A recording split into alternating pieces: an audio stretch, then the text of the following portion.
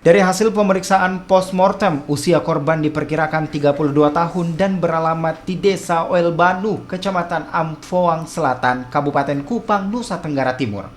Dari keterangan keluarga, korban diketahui baru beberapa hari datang dari Nusa Tenggara Timur dan tinggal di Jalan Menuruki Raya, Kecamatan Biringkanaya, Makassar. Penyebab kematian korban masih didalami oleh tim forensik Dokpol Bidokes Polda Sulsel.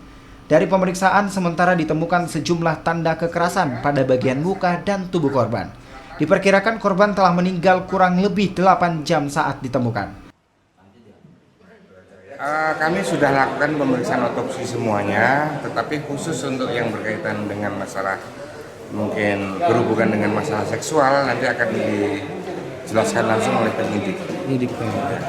Terus untuk data dari korban sendiri sekarang sudah diketahui? Data sudah. Kalau korban ini atas nama siapa? Atas nama Jumincil Sabnano. Ada di